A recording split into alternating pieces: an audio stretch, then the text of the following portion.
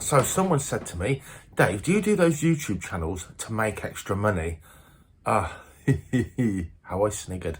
Yeah, hardly. But where did they start? Where's it going? And I'm going to show you, not just tell you, exactly how much money YouTube pays me for this YouTube channel. But let's go back for those of you that don't know.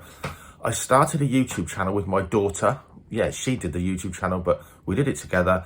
She ran the channel. I provided the content about Raptor Exotics, my school education business, and what we did there, and our nature walks and looking for wildlife, reptile hunting and so on. That was started in lockdown when there was nothing much for people to do. It gave us a bit of fun and it gave a bit of content for people to watch. That channel is now, I don't know, 4,500 subscribers. It was called Raptor Exotics Falconry. And really, it didn't end, but my input stopped. Georgia left home. She got too busy. It does take a lot of time doing a YouTube channel. And it kind of became just there. Falconry and other content, lots of stuff on there. And just recently, with her boyfriend, she started running it again. All the old content is there, but it's been renamed Terra Historia, I think. And it's just those traveling and looking at history and places, things that they're more interested in now, I guess. So that channel's ended from my point of view. However, after some time, I kind of missed the channel. I was doing stuff and seeing stuff that I thought, oh, I really want to share this with people. Once you've ran it on a YouTube channel, you kind of don't just want to put it on Facebook. You kind of want it to be a bit more permanent and a bit more of a reference, some of the stuff you do or see for other people.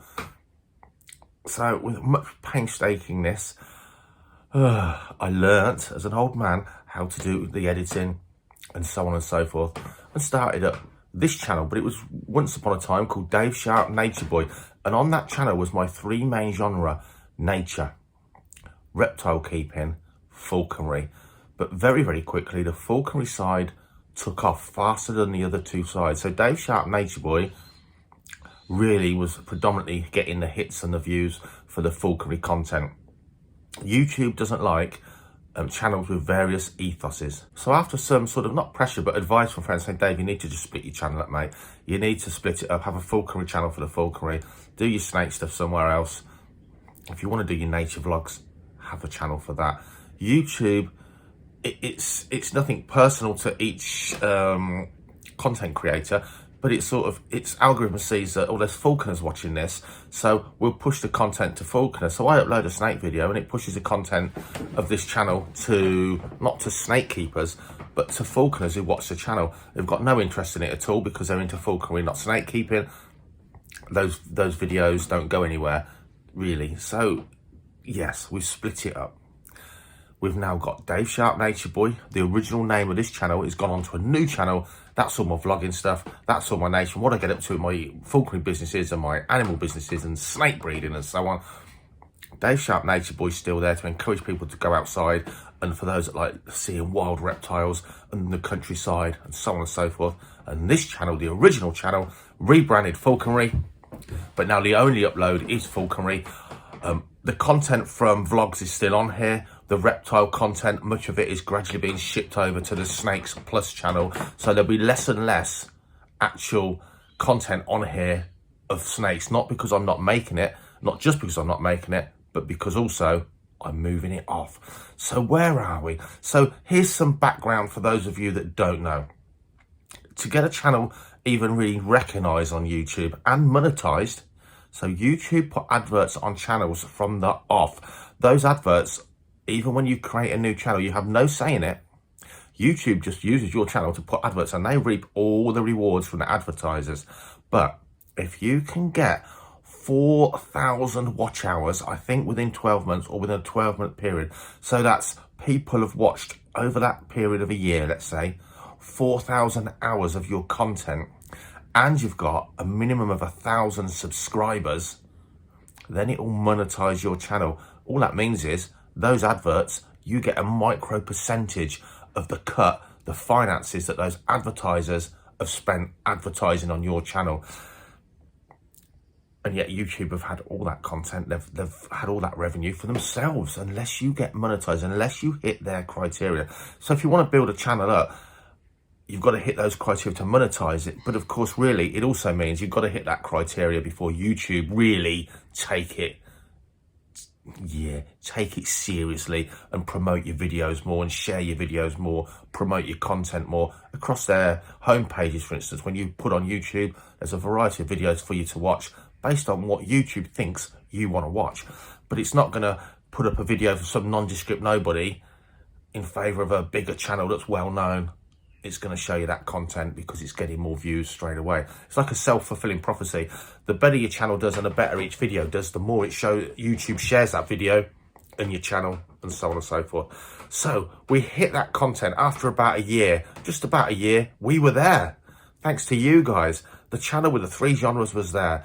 But as you know, several months ago now, we've changed it to Falconry. So we've still got the content helping us out from the other things, the snakes and things. But the Falconry is blossoming more now because YouTube knows this channel is about Falconry. So we hit the benchmark, and we got about 17 quid 1 month from the advertising. And it's gradually snowballed. And it was nice to see the growth of the subscribers grow. It's like a little pet project. It is quite enjoyable. So where are we at now? Well, let me tell you, it's not just about your subscribers. It's not just about you guys watching the advert. If you don't watch the adverts and you click through them, no one gets anything from them. But if you watch a bit of the adverts, revenue comes in, and we, the channel, I get a little cut of those adverts. But here's the downside, which I didn't realise when I started in YouTube. People bid for advertising space. So to advertise on my channel about Falconry, they pay way less for the adverts than if the channel was about tech or about makeup artistry. It's like unbelievably different.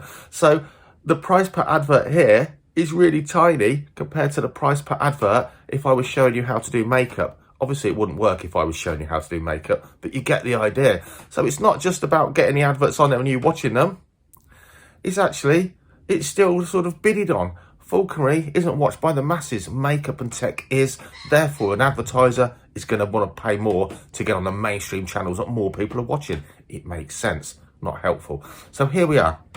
You can see every month, thanks to you, and thanks to changing the genre of the channel just to Falconry, you can see the finances rolling in and increasing. We're nearly at £100 a month. Woohoo! So think about all the hours I put into 3 channels. The other 2 are nowhere. They're baby channels. They're not going to make money at all for months and months or years even. It's all down to this channel, but I make 3 channels now. At least 3 videos a week to cover the original content of this original channel. Think how much time that takes. Most of the content is just me doing stuff, so the content's there. But I've got to spend the time to make the content, whether you like it or not, whether it's rubbish or not. And I've also got to spend the time editing the content, uploading the content. My phone is only a 64 whatever. Yeah, you know, it's relatively small memory for an older iPhone. It's all filmed on my phone. I've always said if I've got to get a laptop and software and spend time changing it from the camera and the phone to a laptop to edit them, I don't have time for that. So I've got an editing suite on the phone.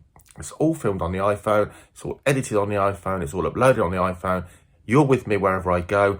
And that's why a lot of the problems on the, maybe not so much the footage, but the audio is terrible.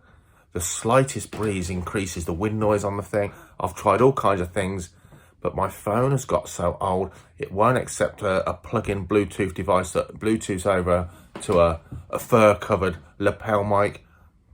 So we're just having to muddle on. The phone contract runs out in 6 months. We'll upgrade the phone. We can then use a lapel mic properly with a wind muffler on it, and so on and so forth. So guys, nearly £100 a month. That it just pays for nothing for the channel, does it? It doesn't pay anything hardly. Probably puts a tank of fuel in my van once a month. So I want to get a decent drone, several £100 this year. I really want to do some Falconry filming from above, get better footage. I've got to get a new phone because we've got to sort that audio out. Yes, you expect a bit of wind noise when you're out with me and the Eagles, But some of the videos, even training a Harris hook, really good set of videos that's going to help a lot of people. But at the end of the day, the audio on some of them is terrible because of the wind noise. If you watch YouTube a lot, you know that people in America, they use Patreon. YouTube has its own similar thing where you can join and you can be a club member to this channel, and maybe you could pay whatever, £5 a month for extra privileges. So what would they be? What would you want? Is it worth me doing that? Would you be interested in being Patreon type supporters where you had a monthly outlay of £1, £5, £10, maybe a tiered thing like other YouTubers do? What would you want? Would you want some kind of upfront videos, extra like footage first off the bat, early videos footage? Would you want little videos where you can ask me a question, I can do smaller videos and put them on that Patreon page, little help me with this in a 15-minute video or 10-minute video, give us a bit of help, Dave. I'm a supporter. How can I make this channel earn more money? I want you to have it all for free, but how can we make the channel earn a bit more money so it can pay for its own tech? That's where we're at.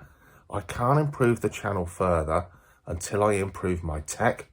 That costs money. I've also said this channel is for fun and for helping other people. And I also said at the beginning, as long as it doesn't cost me any money, only my time. So, yeah, you can see what it earns. I do this to help people. I do it out of my own enjoyment. I do it to share. My other channel, just to share stuff. I just want people to take their kids out and see the natural world, and I want to enthuse them with a Nature Boy channel. Maybe I just want to show people adders and slowworms in real life. I don't know, toads and frogs and newts, fish in the stream, stuff to enthuse people to go out in nature. But here, really, I want you to enjoy the falconry side of things, but I want to help people. I've been doing it a long time. I'm not the best by any million stretch of the imagination, but I know enough from my own mistakes to help people, and that's the big part of this channel. So comment below. This is a video, comment on. Please get involved. Comment, like, subscribe, all of that, but comment on this video. Just give me some feedback. If you do run a YouTube channel, or you were running a YouTube channel, or as a YouTube channel watcher, what would make you or pay out a few quid? Or really, what would your advice be? How can this channel make enough money to make it better? Because that's what I'd like to do. I watch my old videos, and some of them I really enjoy.